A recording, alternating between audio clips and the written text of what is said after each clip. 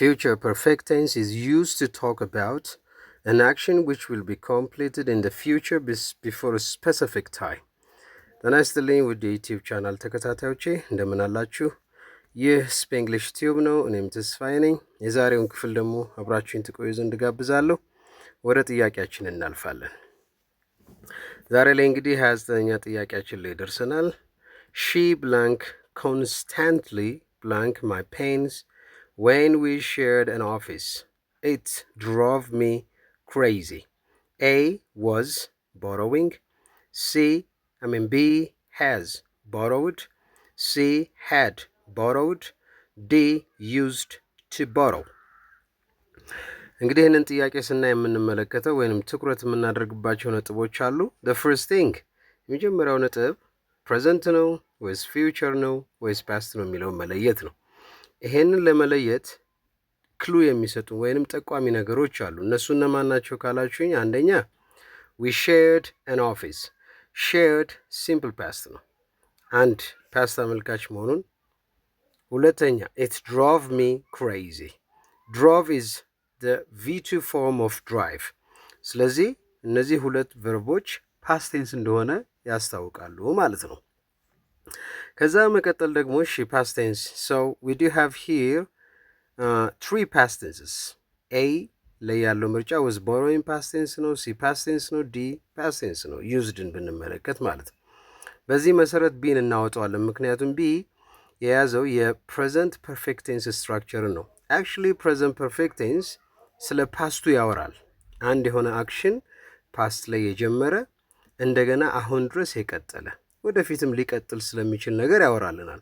ፓስት ፐርፌክት ፕሬዘንት ፐርፌክት ከሁሉም ቴንሶች ለየት የሚያደርገው ሁለት ቴንሶችን በአንድ ላይ መያዙ ነው።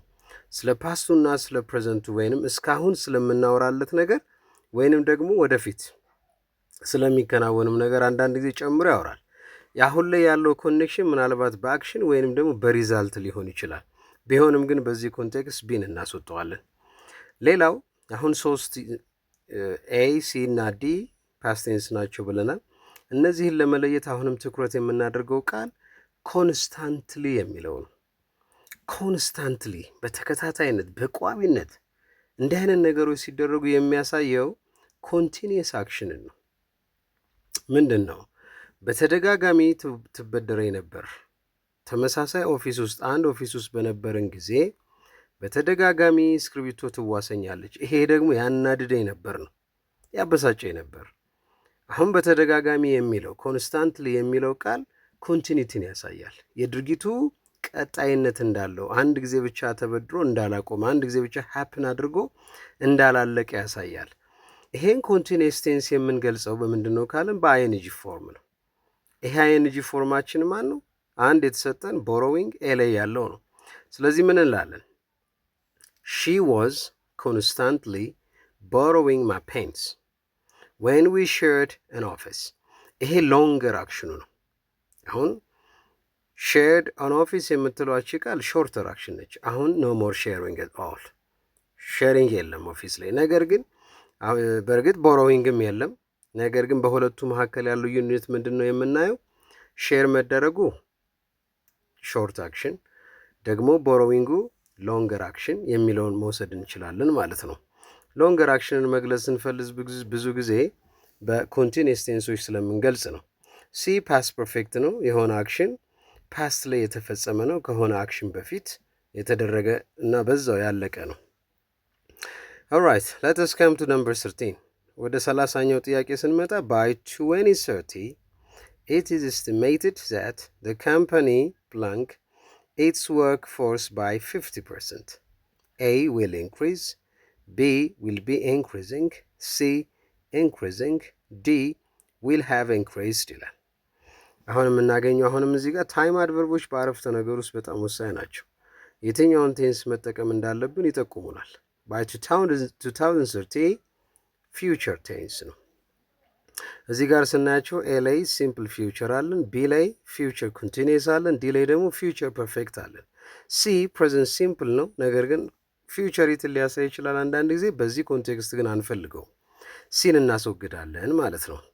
መቀነስ መልመድ አለብን። የማይጠቅመውን ነገር እየቀነስን መውጣት አለብን። Because of this, it is estimated that the company blank its workforce by 50%. 2030 ላይ ይሄ የሚከወነው ማለት ነው። አሁን ይሄ ድርጊት ኮንቲኒቲ አለው ወይ?